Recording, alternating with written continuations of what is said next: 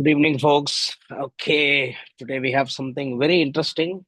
This is in conjunction to a topic that we spoke last week.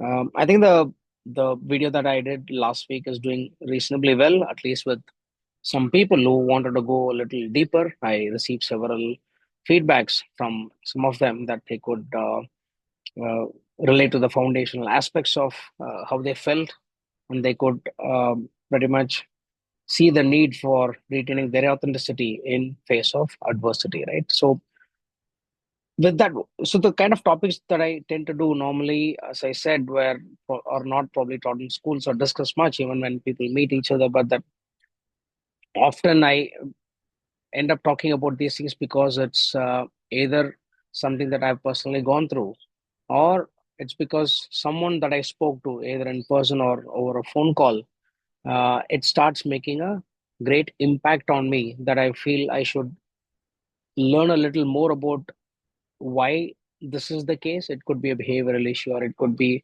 just a principle or a dogma that someone believes in. And then I start going a little deep into that. I do a little bit of reading, research, and inquiries around on internet and with people, and then I come up with something that I think would be useful for people, even if it doesn't attract a lot of eyeballs or followers. I still think it's very relevant and pertinent that I should talk about it. It's almost like a compulsion from which I can't move myself off. So today, what I want to speak about is about the topic is this: your brain believes what you tell it. So, ideas to tell it better stories. Now, you might be wondering what this is all about and why I need to talk about it. The case again, the root of this matter was that when you talk to someone, or if you talk to yourself in a self-effacing, slightly negative way of yourself, that is exactly what your brain is going to believe about you and almost take you in that direction. Is that clear, or is it confusing? You may think it's kind of a very harmless self-talk when you talk to yourself. I mean, all of us do that, right? We always are talking to ourselves more than we think we are, or more than even what we think we talk to other people. Now, pretty much it could be rumination, it could be anything that happened in the past or what could potentially happen in the future. But then there is always things that you tell about yourself, that this is what you think you are. For example, you could say that you're a disciplined person, or you're a dishonest person, or you're a corrupt person, or you're a very hardworking individual. There is a identity that you've created for yourself over your years of existence, and that's kind of very individualistic and unique to yourself, right? Now, there is also context and situations in life that may tend to alter this authentic or individualistic version of yourself, where self doubt comes in, or you start questioning your beliefs sometimes, or you questioning whether you actually are what you think you are. Okay, I got that right. It was a bit complicated. Now, what if I told you your brain is not listening, but it's actually obeying what you think, right? So you have to be a little careful. Now, this idea is backed by science, which is what I was researching over the last couple of days to do this podcast. And your brain is constantly forming and strengthening pathways based on repetition, right? The kind of neuroplasticity. So let's just go a little deeper into that over time. First, I'll talk about a little bit of the past of what well-known philosophers have spoken about it, and then we'll go into the scientific aspects of it, and we'll end it with uh, on a positive note on how you can probably change the way you think about yourself and make yourself feel good and also do something better, right? Aristotle, I've written some notes. I'm going to read a little bit, so my eyes might wander a bit. Sorry about that. Aristotle echoed this sentiment, saying, "Knowing yourself is the beginning of all wisdom." Of course, self-reflection is great. Knowing yourself helps you address the challenges that you have and also understand the kind of person that you are, right? Cool. Lao Tzu, Chinese philosopher, said, "Knowing others is intelligence, sorry. Knowing yourself is true wisdom." So kind of very similar to what Aristotle said. Number three, Alan Watts, the guy who explained the Eastern philosophy to the Western world. His insights on self-talk suggest that we should treat ourselves with the same kindness. Awesome. Okay. So basically saying treat yourself with the same kindness that you would want to treat others with. Sun Tzu, the great warrior, teaching suggests that self-talk should be strategic, reinforcing one's strengths and preparing mentally for challenges. Okay, these are some great teachings that we should keep in mind. There's another beautiful one that I came across. I don't know who said this. Who looks outside dreams, who looks inside awakes. That's brilliant, isn't it? Okay. So why am I bringing all this, Western and let's say Eastern philosophies into the picture, just to kind of drive home the narrative that yes, we all think a lot about ourselves, but the way we think of ourselves really matters, and people have actually written about it historically and spoken a lot about it. Okay, so let's look at how science plays a part. Right, you might say, okay, let's say I think I'm a mendicant or I'm going to become a beggar. Let's say if I tell it 20 times that I'm going to become a beggar, or I'm going to ruin myself, or I'm going to become an alcoholic, does it really happen? Right, that's the question. Or if I believe that I will become the next Elon Musk, or if I believe I'll become the most disciplined person in the world, or if I'm the person who will become a great actor, or whatever your ambition could be, will I actually become? Right? That's is this something that we are going to discuss? But of course, it's not exactly the person that you'll become. But what happens when you think like that, right? There was a study done in 2021. It's called Neural Effects of Self-Talk. So I was particularly searching for self-talk because it's not like someone talking to you about you, but you are talking to yourself about yourself or what you think of yourself, right? It's like I'm talking to my own alter ego. A study published in the scientific reports examined how positive and negative self-talk influenced brain function.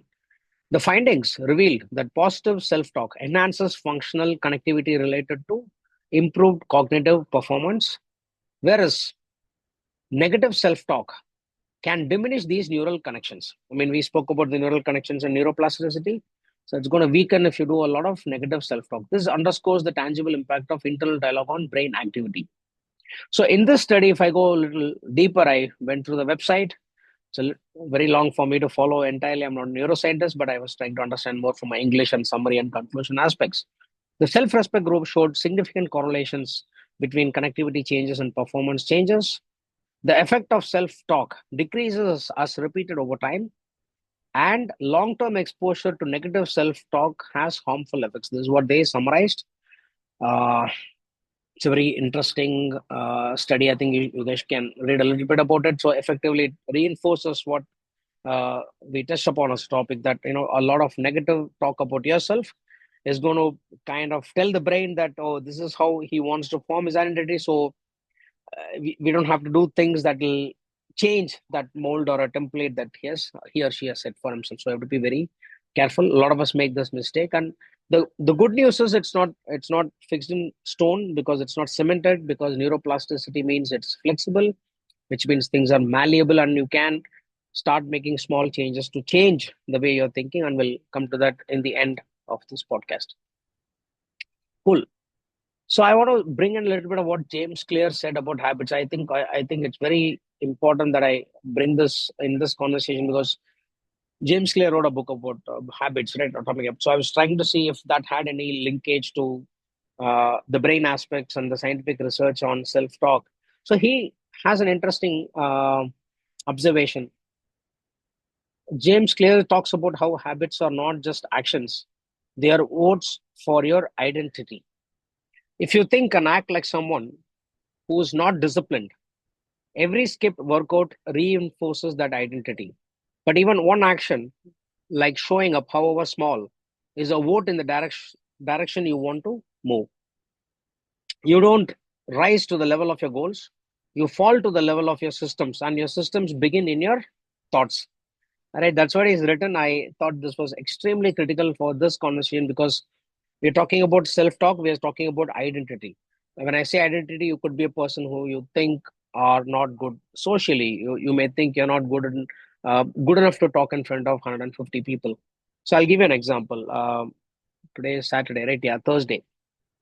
Thursday, I was supposed to give a talk in a company in Bangalore on habit formation wellness. And the HR told me, we know that approximately about 140, 150 people are available, and that's the audience, right? So the minute I heard the number 150, the brain started thinking, oh, I mean, should I prepare better? Start getting a little bit of self doubt. Will I be able to how do I picture? I started picturizing the room, how I should be moving in that place, where the screen is going to look like. So I went, even though the talk was at 4 o'clock, I went exactly at three. Two reasons. One is to see the place, understand how the layout, etc., is, and where people are going to sit, how I need to visualize myself talking there, what kind of, how do I own the stage, how do I move here and there, where the screen is going to be, how do I present myself in such way that I don't obstruct the view for people, etc. And it's also almost a positive reinforcement for myself to make myself more confident that yes, you can do it, right? Because honestly, even this podcast, people get quite nervous, and it takes a lot of practice to get over the initial nervousness that you have, and still people make mistakes, right? I mean, I do quite a bit. Now, the same thing in that talk, I was a little nervous when I started off in the first, 2 to 3 minutes. It's almost like a warm up, but I was also nervous. But the practice and the positive visualization that yes, I am nervous, I accept the fact. But if I keep cribbing that I'm going to be nervous, I'm going to screw up, then I'm going to screw up. But it turned out reasonably okay, even from my perspective, and I'm being very modest about it. It turned out pretty good because I thought I was going to somehow manage it, not wing it. But because I prepared, I sat there almost for 45 minutes thinking about how I'm going to talk and how I'm going to structure the conversation, right? So this what I'm going to talk. This is what I'm talking about. So we spoke about James Clear. We also spoke about the science of affirmation, which I spoke about in terms of the research is done by Claude Steele, who reframe their self-talk, have better stress responses, make better decisions, and build long-term resilience.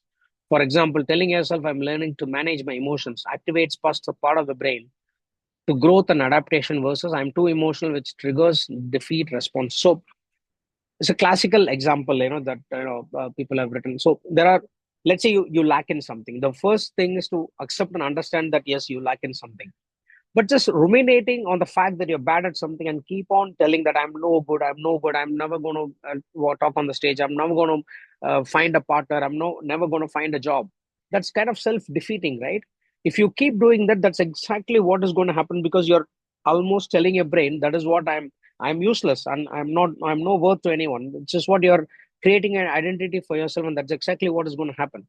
Whereas what the suggested method is to not say that you're useless, but to say that, yeah, I'm lacking in this, I'm seem to be, accept it, and then say that I'm going to work towards it. Oh, I see myself as a better speaker the next time, which means I'm going to talk to one person tomorrow and then see how I improve. Or let's say you want to become a writer and you could write one page today to see how bad or good it's going to be, right? So you try and tell yourself positive stories about how you're going to improve, which activates the positive neural networks rather than the negative aspects that you keep feeding. And it's almost like a vicious cycle, right? You keep feeding the demons in your brain. The demons are going to grow and take up larger part of your space. Whereas if you tell yourself that you're going to become good, you're going to become a great disciplinarian, or you're going to get a, maybe, you become a great disciplined person in the gym, or you're going to become a marathon runner, then you start taking steps towards the direction instead of having the self-defeating angle that you plugged yourself into. And this is one reason people go deeper into depression, right? The rumination is a great cause for sign of depression. You go deeper and deeper and deeper, and you figure out, oh, I'm no good. What's the use of me? Nobody likes me. I'm not good at forming relationship. I'm not good at talking to people. I mean, where's the positive spin in your life, right? I mean, we all want positive spin in the life.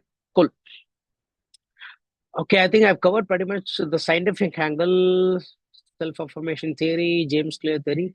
Okay, so there's, I think, parts of the brain which lights up when you think about yourself. I just thought I'll bring it in, not that it's going to be very relevant, but more from a curiosity angle of people who are very interested in what parts of the brain gets lit up or activated when you think about yourself, and which we do a lot, is medial prefrontal cortex, called MPFC, deeply involved in processing self-relevant information. The next part is posterior cingulate cortex, PCC, connected to self-reflection, memory, and evaluating your own traits. It is awesome. Ventromedial prefrontal cortex, VMPFC, handles value-based decision making about what matters to you. Brilliant. I mean, who would have thought that a lot of things about principles, values, evaluating or constantly evaluating who you are as a person, your traits, etc., is all relevant to some part in the brain, right? It's kind of fascinating. I just thought I'll let you know. Now, we're going to come to the actions that we need to take in terms of how we're going to improve. So before that, we'll just cover why do we need to think about the positive ways instead of the negative ways. Right? The same thing can be seen as a glass half full or a half empty. The same analogy. You have to strengthen your desired identity. So when you repeatedly affirm, I'm someone who stays calm, or I'm someone who's consistent with my goals, I'm someone who's very disciplined. This reinforcement of your identity gets etched in your neural circuits. This literally helps brain the encode. This is what I am. This is what I am. This is exactly what we know. This is exactly what someone is, right? So you have to tell yourself that part very regularly. It's almost like building a habit. Number two, you reduce stress and mental clutter. Negative self talk activates areas tied to threat response, obviously, right? Nobody likes threat, and this part is linked to the amygdala. Positive self talk shifts activity towards logic and control oriented regions. So, anything with related to the cortex is all logic oriented, memory and logic oriented, making it easier to process challenges with a calm and confident mindset, right? This is beautiful. Number three, you evaluate yourself more accurately. Instead of spiraling into self doubt, your brain becomes better at integrating facts and feedback constructively. Affirmation tones down defensiveness and opens the door for honest reflection. Number four, you rewire your habits when identity aligns with action, small daily, action towards identity. Your brain starts choosing those actions more automatically. That is repetition plus meaning equal to neural reinforcement. So these are some positive effects of the way you think about yourself. And I want to leave you with a practical takeaway. So if you want to change your life, don't just set yourself new goals. Start with the inner language, right? I mean, when I say inner language, the way you talk to yourself, positive or negative, is going to have a deeper impact and meaning in your life, more than what I thought it had, more than what you think you might have. And if you're someone like me who don't know the impact of it, at least from today, think of yourself positively. It's not to say that if you're a murderer, you think of yourself positively. I'm just saying most people are not. We're all normal, good human beings who mean well for ourselves, our family, and the world.